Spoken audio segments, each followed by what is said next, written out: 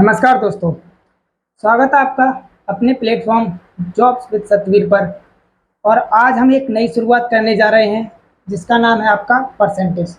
देखिए, प्रतिशत एक ऐसा चैप्टर है जो हर एग्जाम के लिए बहुत ज़्यादा इम्पोर्टेंट हो जाता है और बहुत ज़्यादा ज़रूरी। हम इस चैप्टर को कितना आसानी से और कितना सरल बना सकते हैं, ये सारी चीज़ों पर डिस्कशन आज हम करने वाले हैं। और एग्ज़ाम में कुछ अच्छे सवाल जो आए हुए हैं और हर साल रिपीट होते हैं, उन सारी चीज़ों को मैं आज एक अच्छे तरह से और एक सिंपल वे में कोशिश करूंगा कि आपको अच्छे से समझ में आए। ओके, तो शुरू करते हैं। आज का जो हमारा सेशन है वो क्या होने वाला है, आपका परसेंटेज यानी प्रतिशत। क्या है आपका परसेंटेज? देखिए, परसेंटेज या प्रतिशत का जो प्रतीक चिन्ह होता है आपका, वो कुछ इस प्रकार का होता है।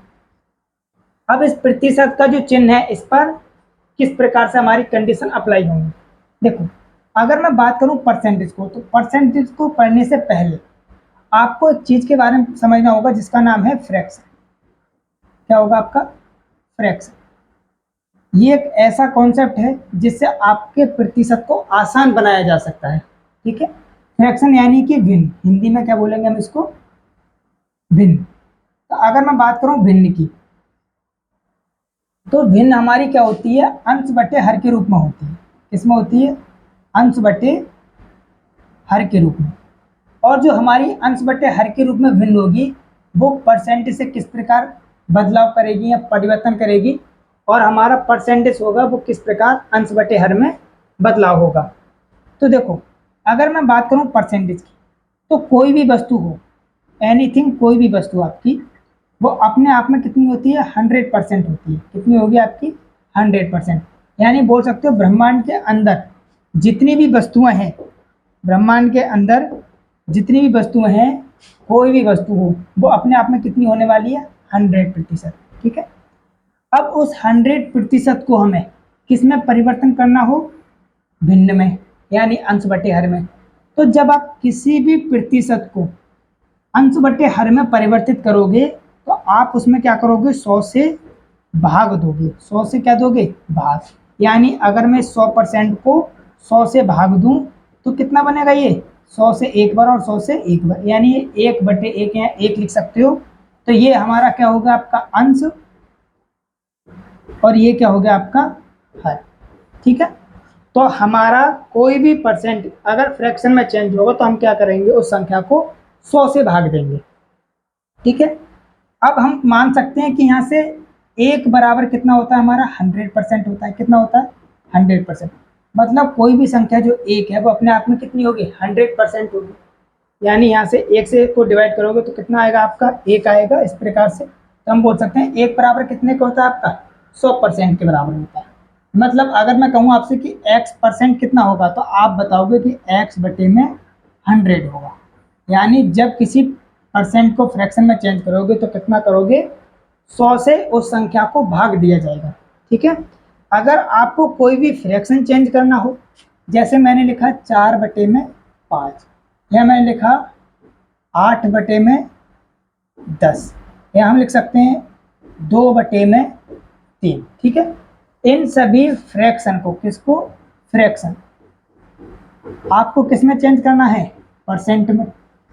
तब आप क्या करेंगे? जब कोई भी परसेंट फ्रैक्शन में चेंज होगा, तो आप उस संख्या को 100 से क्या करोगे? मल्टीप्लाई। यानी 100 से हम क्या करेंगे? इसमें गुणा। तो 5 से ये जाएगा 20 बार, और 20 की गुणा 4 से करोगे तो कितना हो जाएगा? 80। यानी 4/5% जो है आपका, वो किसके बराबर है? 80%। बात हुई क्लियर? 4/5 फ्रैक्शन किसके बराबर होगा? आपका 80% के। मैं कहूँ 8/10 किसके बराबर, तो आप क्या करोगे? 8/10 और गुणा में कितना करोगे आप? 100। तो 10 से ये 10 बार, और 10 की गुणा जब 8 से करोगे तो कितना हो जाएगा हमारा? 80%। यानी जब हमें कोई भी संख्या, कोई भी फ्रैक्शन परसेंट में चेंज करनी है, तो हम क्या करेंगे? उसमें 100 से मल्टीप्लाई कर देंगे। ठीक है, इसमें बात करें जैसे 2/3 है, तो ये हमारा 2/3, और गुणा में कितना करोगे आप? 100। तो जब आप 2/3 को भाग करोगे, इससे 3 से इसको भाग करोगे, तो ये लगभग कितना जाएगा, 33.33 बार जाएगा। कितना जाएगा, और इसकी जब इससे गुणा करोगे तो हमारा कितना आएगा, 66.66, यानी 66.66 क्या हो जाएगा, ये प्रतिशत हो। बात आ गई क्लियर। जब हमें कोई भी परसेंटेज फ्रैक्शन में चेंज करनी हो, परसेंटेज किस में चेंज करना हो, फ्रैक्शन में, तो 100 से भाग दे दो। और जब कोई भी फ्रैक्शन यानी भिन्न हमें परसेंट में चेंज करना है तो हम 100 से क्या कर देंगे, उसमें गुणा। ठीक है। कुछ इंपॉर्टेंट फ्रैक्शन है जो आपको याद होना चाहिए, जिनसे हमारे सवाल क्या हो सकते हैं, आसान बनाए जा सकते हैं। ठीक है। जैसे मैं कहूँ कि 33 सही 1/3% का कितना फ्रैक्शन होता है, तो आप कितना बताओगे, 1/3। 66 सही 2/3% का कितना बताओगे आप, 1/6। यानी इसको सॉल्व करोगे तो 16 3 48 और 2 50/3%, और परसेंट हटाओगे तो क्या करोगे, मैंने बताया था 100 से भाग दोगे तो 300 हो जाएगा। 5 से 1, 50 से एक बार, 50 से कितनी बार, 6 बार, तो कितना बनेगा, ये लगभग 1/6। कितना बनेगा हमारा, 1/6। ठीक है फ्रैक्शन। अगर मैं कहूँ 14 सही 2/7% तो कितना आता है इसका फ्रैक्शन, 1/7, और इसका कितना आता, 1/8। इसी प्रकार से आपको ये कुछ इंपॉर्टेंट फ्रैक्शन है जो याद करने हैं, जो हमारे सवालों को आसान बनाने में हमारी मदद करेंगे। ठीक है। अब देखो, जो एग्जाम में आए हुए सवाल हैं जो रिपीट होते हैं हर साल, उन सवालों की ओर देखते हैं। जैसे ये हमारा सवाल है, सबसे पहला सवाल, ये एक ऐसा कॉन्सेप्ट है जो हर साल किसी ना किसी एग्जाम, हर एग्जाम में बोल सकते हो, जो हमें देखने को मिलता है। जैसे ये कह रहा है कि राम की आय, किसकी, राम की आय श्याम की आय से 16 सही 2/3% कम है। 16 सही 2/3%। और अभी हमने देखा था कि 16 सही 2/3% कितना होता है आपका, अभी मैंने बताया था, आप ये देखा था आपने कि 16 सही 2/3% कितना होगा हमारा, 1/6। यानी अगर आपको इसका फ्रैक्शन याद है तो आप 1/6 आसानी से कर सकते हो। तो हमने देखा कि राम की जो आय है वो कितनी है, श्याम की आय की 1/6, मतलब राम की जो आय होगी वो श्याम की आय की 1/ कितना होगी, 6। यानी 16 सही 2/3% को जब आप चेंज करोगे तो ये कितना आएगा, 16 3 48 और 2 50/3। और जब हम परसेंट में चेंज करते हैं तो क्या करते हैं, सॉरी फ्रैक्शन में, 100 से भाग तो ये 300 हो जाएगा। 50 से एक बार और 50 से 6 बार। ठीक है। तो हमने देखा 16 सही 2/3% का कितना फ्रैक्शन बना, 6। यदि श्याम की आय 6 रही होगी, श्याम की आय कितनी रही होगी, 6, तो एक कम है इससे, राम की आय कितनी कम है, 1, यानी 1 कितनी हो जाएगी, कम। तो हम बोल सकते हैं कि राम की आय और श्याम की आय के बीच का जो अनुपात है वो कितना है, श्याम की आय अगर 6 है तो राम की आय कितनी है, 5, तभी तो ये 1/6 कम होगी। यानी श्याम की अगर 6 है तो राम की कितनी होगी बेटा, 5 हो जाएगी। अब हमसे कह रहा है कि श्याम की आय राम की आय से कितना परसेंट अधिक है, किससे कंपेयर करा रहा है, राम की आय से। किससे, राम की आय से। तो हम देखेंगे जो हमारी राम की आय है वो कितनी है। श्याम की आय राम की आय से कितना परसेंट अधिक है, तो आप देखो कितना अधिक है, यहाँ पर 1 यूनिट अधिक है। किसकी आय से, राम की आय से। किसकी आय से, राम की आय से। राम की आय कितनी है, 5, और गुणा में कितना कर दोगे आप, 100। तो आंसर कितना आएगा, 5 से ये 20 बार, और 20 की गुणा 1 से करेंगे तो आंसर कितना आएगा आपका, 20%। कितना आएगा हमारा, 20%। तो इस सवाल का 20% हमारा राइट आंसर होगा। ओके। अगला सवाल देखेंगे हम। अगला सवाल हमसे कह रहा है, जैसे ये मान लो कोई भी संख्या है, हमसे कह रहा है इफ 16 सही 2/3% of the number is added with itself, मतलब ऐसा कोई भी नंबर है जिसका खुद का 16 सही 2/3% उसमें जोड़ा जाता है। मान लो कोई संख्या है हमारी ऐसी जिसका 16 सही 2/3% उसमें ही जोड़ा जाए तो प्राप्त संख्या 630 हो जाती है। संख्या ज्ञात करो। अब अभी मैंने क्या बताया, कोई भी संख्या आपकी अपने आप में कितनी होगी, 100% होगी। इस 100% का ही हमें कितना निकालना है, 16 सही 2/3%, और इसी 100 में जोड़ देना है। उसका कहने का मतलब क्या है कि 16 सही 2/3% निकालो और इसी में जोड़ दो, तब ये संख्या कितनी हो रही है हमारी 630। लेकिन आपको ये प्रोसीजर अप्लाई नहीं करना है, क्योंकि इसमें फिर आप करोगे तो कहीं ना कहीं फंस जाओगे। इसलिए हम क्या करेंगे, इसको आसान बनाने के लिए फ्रैक्शन से अप्लाई करेंगे। देखो, हो तो इससे भी जाएगा ही, जब आप करोगे तो 16 से ही 2/3%, यानी इसका निकालोगे तो कितना आएगा 16.66। तो 116.66 हो जाएगा, और हमें कितने की निकालनी पड़ेगी, 100 की परसेंट। ठीक है, इसलिए इसकी कैलकुलेशन को हार्ड बनाने से अच्छा आप इसको आसान तरीके से करो। हमने कितना देखा, कितना है ये 16 से ही 2/3%। अब इसका फ्रैक्शन कितना होता है मेरे भाई, 1/6 होता है। अब ये कह रहा है कि यदि किसी संख्या में उसका, मान लो संख्या हमारी, ये नीचे जो होता है ना हमारा डाटा, ये होता है पूर्ण वैल्यू। क्या होता है हमारा, पूर्ण मान या पूर्ण वैल्यू। ठीक है, यानी कोई भी संख्या 6 रही होगी और उसी में कितना जोड़ दिया, 1 जोड़ दिया, तो संख्या कितनी हो गई, 7। लेकिन वो कह रहा है संख्या 7 नहीं हो रही है, संख्या हो रही है 630। यानी 7 यूनिट की वैल्यू जो है वो कितनी है, 630 है। तो यहाँ से 1 यूनिट की वैल्यू कितनी आएगी, 7 से डिवाइड कर दो, 7 नेम 63। 7 से दोनों तरफ हमने भाग दिया तो 7 एकम 7 और 7 नेम 63। जब एक संख्या की वैल्यू 90 आ रही है, एक संख्या की वैल्यू 90, तो हमसे पूछ रहा है संख्या कितनी है। संख्या कितनी है हमारे पास, 6। मैंने क्या बताया, नीचे हमारा पूर्ण मान होता है, संख्या हमारी 6 है, एक की वैल्यू 9 है, 90 है, तो 6 की वैल्यू कितनी होगी, 6 से गुणा कर दो दोनों तरफ, तो 6 की वैल्यू कितनी आ जाएगी आपके पास, 9 6 का 54, यानी 540 इस सवाल का राइट आंसर हो जाएगा। बात आ गई समझ में, यानी 540 क्या होगा हमारा इस सवाल का राइट आंसर हो जाएगा, ऑप्शन नंबर ए। ओके, अगला सवाल देखो। अगला सवाल हमारे पास क्या है, ये फ्रैक्शन। ये सबसे ज्यादा रिपीटेड क्वेश्चन है आपका, हर एग्जाम में आपको देखने को मिलेगा। ठीक है, एसएससी का कोई एग्जाम दो, चाहे कोई भी किसी भी स्टेट का एग्जाम दो, आपको ऐसा सवाल एक जरूर देखने को मिलेगा, अगर परसेंटेज का चैप्टर आएगा तो। ठीक है, देखो हमसे कह रहा है, यदि किसी भिन्न के परिणामी, किसी भिन्न के अंश में उसका 200% और हर में कितना जोड़ दिया जाए, 350% की वृद्धि कर दी जाए, तो परिणामी भिन्न 5/12 हो रही है। हमसे पूछ रहा है मूल भिन्न कितनी है। जैसे हमने क्या देखा अभी, क्या भिन्न जो होती है हमारी, वो अंश बटे हर के रूप में होती है, अंश बटे हर के रूप में होगी हमारी। अगर अंश बटे हर के रूप में होगी तो अंश भी अपने आप में 100% होगा और हर भी अपने आप में 100% होगा। अगर मैं 100% का 200% निकालूंगा, मतलब इस प्रकार से देखोगे आप, ये ओरल करना है आपको, 100% का आप 200% निकालोगे, नीचे कितना करोगे 100, तो कितना आएगा हमारा 200 ही आएगा।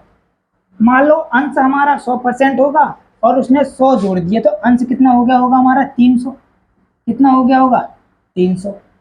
हर भी हमारा 100% रहा होगा, उसने 100% का 350% निकाला, तो 100% का 350% आपको पता ही है कितना आएगा, 350 ही आएगा। परसेंट हटाएंगे, नीचे 100 लिखेंगे, 100 से 100 कैंसिल आउट, कितना आएगा 350। मतलब हर अगर 100 रहा होगा तो 100 का 350% और जोड़ा उसमें, तो मतलब कितना हो गया ये 450 हो गया। कितना हो गया 450। ये भी 100 था अपने आप में और ये भी 100% था, तो इसने 100 में कितना जोड़ दिया 200, और इसमें कितना बता दिया 350। अब ये कह रहा है, अब ये जो भिन्न हो रही है हमारी 5/12 हो रही है, 5/12। तो हमें निकालना है कि अंश और हर हमारी मूल भिन्न क्या है। देखो 0 से 0 और 6 से, सॉरी 9 से काटोगे हमारा, 3 से काटो, 3 से काटेंगे हमारे पास कितने आएगा 15 बार, और 3 से 10 बार, 5 से 2 बार, और 5 से कितनी बार कटेगा ये 3 बार। 3 से इसको डिवाइड कर दो, 3 चौक 12। अब इधर हमारा 2 बचा है, इधर कितना बचा है 4, तो ये 2 और 4 की आपस में क्या हो जाएगी गुणा, तो 2 की गुणा 4 से होगी, ऊपर रहेगा 5। तो अंश बटे हर जो हमारा आएगा, यानी मूल भिन्न जो आएगी अंश बटे हर, वो कितनी आएगी बेटा 5 और 4 दूनी 8, यानी 5/8 इसका राइट आंसर होगा। तो मूल भिन्न कितनी है हमारी 5/8 है, यानी ऑप्शन नंबर 20 क्वेश्चन का राइट आंसर हो जाएगा। ठीक है, 5/8 क्लियर हुआ। अगला सवाल देखेंगे हमारे पास। अगला सवाल क्या है आपका, देखो ये वाला सवाल, ये हमारा सबसे इंपॉर्टेंट सवाल है। हमसे कह रहा है कि एक आदमी अपनी आय का 75% क्या करता है, खर्च कर देता है। यदि उसकी आय 20% बढ़ती है तो उसका खर्चा भी कितना बढ़ जाता है, 10%। यानी अगर उस आदमी की इनकम 20% बढ़ जाए तो उसका जो व्यय होगा यानी खर्चा वो भी कितना बढ़ जाएगा, 20%। हमसे पूछ रहा है कि बचत में होने वाला परिवर्तन प्रतिशत ज्ञात करो। देखो ये कोई व्यक्ति है, जिस व्यक्ति की आय जो होगी और व्यय, तीन फॉर्मेट होंगे। यानी कोई आदमी कमाएगा, उसके बाद खर्च करेगा और उसके बाद क्या करेगा, बचत। तीन कंडीशन को अप्लाई करेगा। हमसे कह रहा है एक आदमी अपनी आय का 75% खर्च कर देता है। कोई आदमी कितना कमाता है, 100% कमाता है। कमाएगा कितना, 100%। अगर 100% में से 75% उसने खर्च कर दिया तो बचत कितनी कर रहा होगा, 25% की। कितनी करेगा, 25% की। अब ये कह रहा है कि उसकी आय में 20% की क्या होती है, वृद्धि। पहले 100 कमा रहा था, 100 का 20% बढ़ दिया तो 100 का 20% कितना रहेगा। इस प्रकार आपको पता ही है 100 का 20% कितना रहने वाला है हमारा, 20। यानी 100 का 20% कितना रहेगा, 20। तो पहले जो 100 कमा रहा था अब कितना कमाएगा, 120। लेकिन उसका जब 20% आय बढ़ी तो आदमी जितना ज़्यादा कमाएगा उतना ज़्यादा खर्चा करेगा। तो उसने अपना व्यय भी कितना कर दिया, 10% बढ़ा दिया। मतलब पहले जो 75% खर्च कर रहा था अब 75 का 10%, परसेंट हटाओगे नीचे 100 आएगा, 75 का 10% अधिक खर्च करेगा तो कितना आएगा, एक के बाद दशमलव लगा दो, यानी 7.5% अधिक खर्च करेगा। पहले जो 75 खर्च कर रहा था अब उसमें 7.5% की उसने वृद्धि कर दी अपने खर्चे में। तो कितना खर्च करेगा ये भाई, ये करेगा हमारा, इसमें इतना जोड़ोगे यानी 7.5 जोड़ दोगे इसमें तो कितना आएगा, 75 और 7, 7 5 12 यानी 82.5%। कितना आएगा, 82.5%। देखो कोई व्यक्ति जो 120 कमा रहा है वो खर्च कितने कर रहा है हमारा, 82.5। तो बचत कितनी की होगी, इसमें से इसको कम कर दो यानी इसमें से इसको घटा दो तो कितना आएगा, इसमें से इसे घटाओगे तो हमें पता है 40 और 37.5। कितना आएगा हमारा, 37.5। देखो 10 में से 5 घटाओगे 5 आएगा, इधर कितना बचेगा 19, 9 में से 2 घटाओगे 7 और 11 में से 8 घटाओगे कितना आएगा, 3। इस प्रकार से घटा लेना। अगर आपको कोई मिस्टेक मतलब कोई कमी लगे, समझ में नहीं आए तो 82.5%। ठीक है, इधर 2 जीरो, इधर से 2.5 लोगे 10 और 50, ये हमारा 50 होगा तो 100 में से 50 कम करोगे कितना आएगा, 50। और 119 में से जब 82 घटाओगे तो कितना आएगा हमारा, 37। ठीक है, कितना बच जाएगा आपका, 37.5% बचेगा। बात आ गई समझ में यहाँ तक। अब हमसे पूछ रहा है कि उसकी बचत में कितने प्रतिशत की वृद्धि हुई। एक बात बताओ, पहले कितना बचा रहा था वो, पहले बचा रहा था 25 रुपए, अब कितने बचा रहा है, 37.5। तो कितने एक्स्ट्रा बचा रहा है, तो हमें पता है इसमें से इसको घटाओगे तो कितना आएगा, यानी 12.5। 12.5% कितना बचा रहा है, ज़्यादा बचा रहा है किस पर, 25% पर। और हमसे पूछ रहा है बचत में होने वाला प्रतिशत वृद्धि। ठीक है, यानी प्रतिशत वृद्धि, तो हम क्या करेंगे, गुणा में 100%। निकालना, इससे ही कैंसिल आउट हो जाएगा। यहाँ से एक जीरो बढ़ाओगे तो एक जीरो से एक जीरो कैंसिल, 25 पंजे 125 और 5 ढाई 50। यानी उसकी जो बचत में वृद्धि हुई है वो कितनी हुई है आपकी, 50% अधिक, यानी 50% अधिक बचा है। ठीक है, आंसर कितना हो जाएगा हमारा, ऑप्शन नंबर डी सवाल का राइट आंसर हो जाएगा। क्लियर हुआ। पहले जो आदमी 25 बचा रहा था अब 37.5 बचा रहा है, मतलब 12.5 रुपए अधिक बचा रहा है किस पर, 25 रुपए। तो इसका दोगुना ही है, कितना आएगा हमारा, 50%। देखो एक हमारा ये वाला सवाल देखो, ये हमारा है तरबूज वाला सवाल। यानी गर्मियों का सीजन तो निकल चुका है और तरबूज पे सवाल बना है हमारा। देखो क्या है, हमसे कह रहा है कि 20 किलोग्राम जो ताजे तरबूज हैं उनमें 96% पानी है। कितना है, 96% पानी।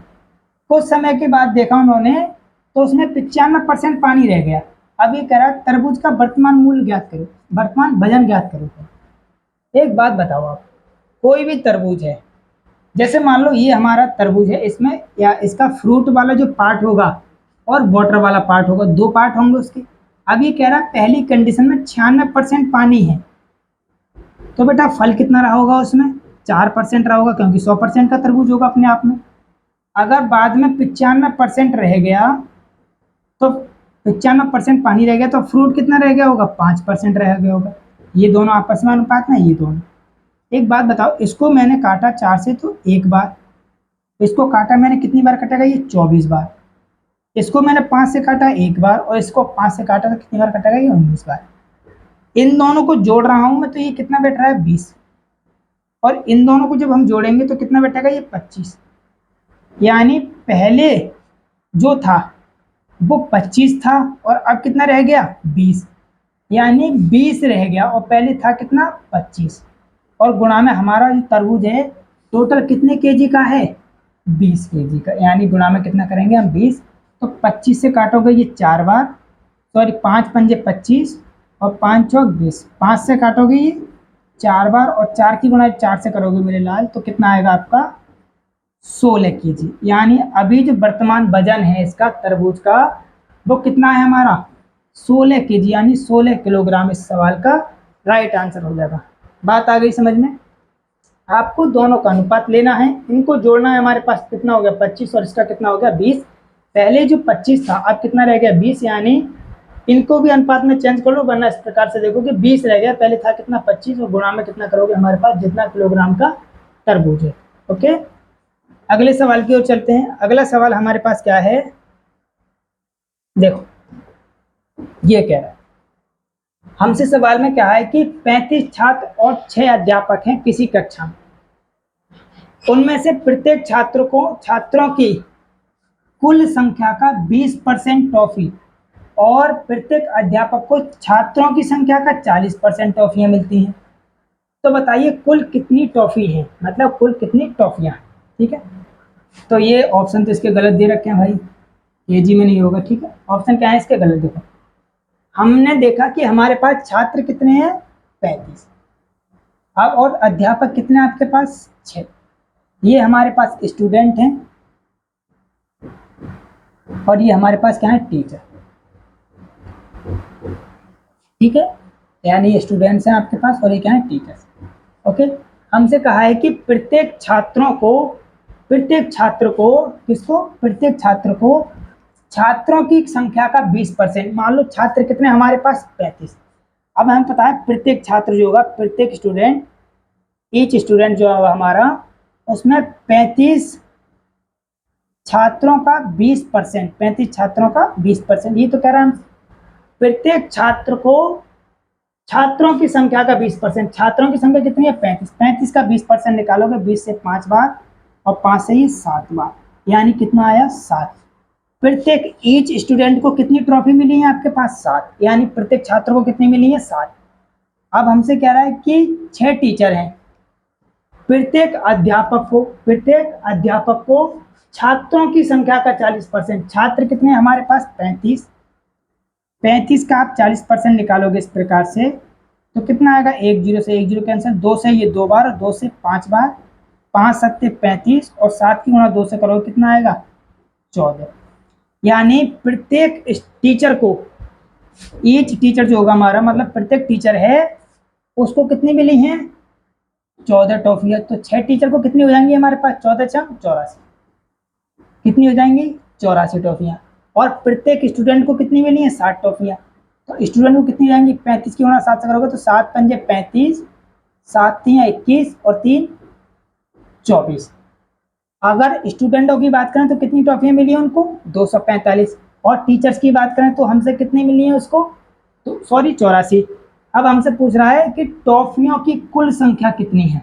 तो बेटा इन दोनों को जोड़ दो, कितना आएगा हमारे पास, 245 को कितने में जोड़ोगे, 84 में, तो कितना आएगा हमारा, 5 4 9, 8 4 12, और 2 और 1 3। यानी प्रत्येक टॉफियों की संख्या जो है हमारी टोटल, वो कितनी है, 329 है।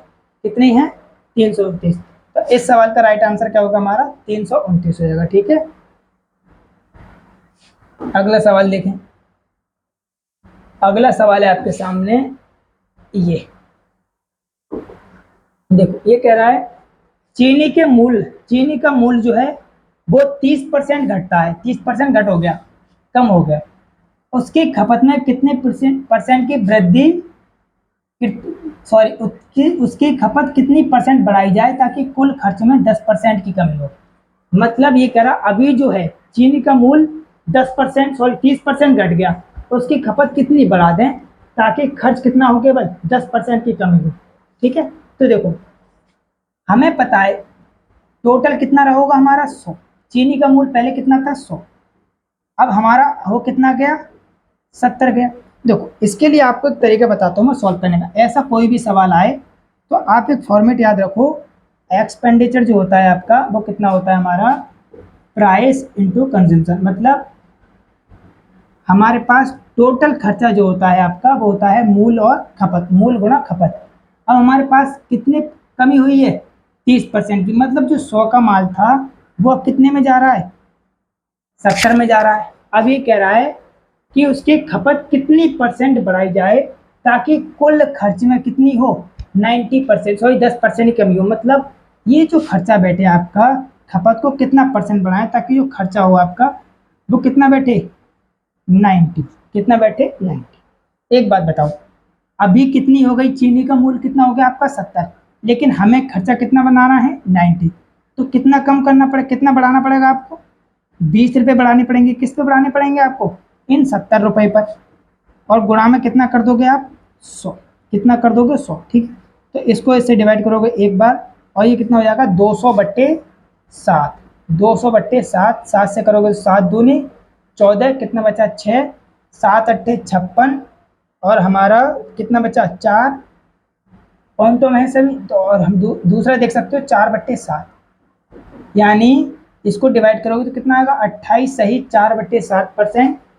ऑप्शन आपके पास नहीं है तो क्या हो जाएगा हमारे पास ये हो जाएगा। देखो इसको डिवाइड करोगे तो कितना आएगा आपका 28, तो ये आ गया पॉइंट। 7 से बात करोगे तो कितना आएगा हमारे पास 7 पंजे 35, 5 बचा और 7 सत्ते 49, यानी 28.57% उसकी खपत कितनी बढ़ाई जाए 28.57% बढ़ाई जाए, जिससे उसका कुल खर्चे में कितनी कमी आएगी 10%। राइट आंसर क्या हो जाएगा आपका ये हो जाएगा। ठीक है, अगर आप ये नहीं करना चाहते तो आप इस प्रकार से कुछ कर सकते हो। देखो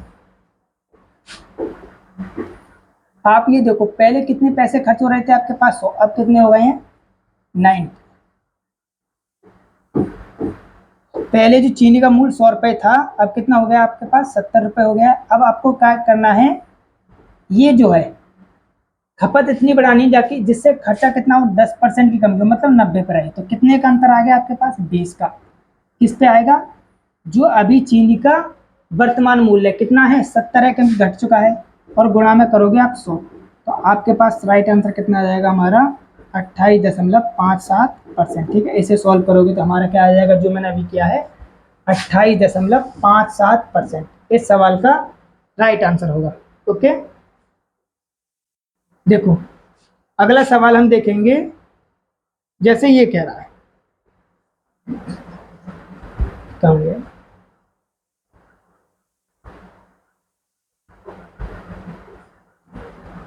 एक आदमी की आय 6,000 बढ़ जाती है, कितने रुपए बढ़ गए उसके 6,000, तो उसका आयकर 18% से घटकर कितना रह गया 15%, जबकि दोनों परिस्थितियों में 25% की छूट है। इससे हमें कोई लेना देना नहीं है, ये तो दोनों कंडीशन में मुफ्त है, चाहे पहले थी सैलरी चाहे बाद में थी, तथा दोनों ही परिस्थितियों में समान आयकर चुकाता है, और दोनों ही कंडीशन में क्या है आयकर समान चुकाता है, पहले जितना टैक्स देता था अब भी उतना ही देता है। ठीक है, तो इसके लिए मैं एक फॉर्मेट बताता हूँ कि आप क्या करोगे, इनकम टैक्स इक्वल क्या होगा हमारा इनकम गुणा इनकम टैक्स, कितना हो जाएगा हमारा इनकम गुणा इनकम टैक्स। ठीक है, ये हमारा हो जाएगा, यानी हम क्या करेंगे इनकम गुणा income tax.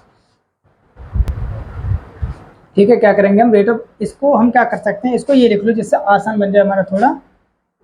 Rate of income tax कितना कर लेते हैं हम, रेट ऑफ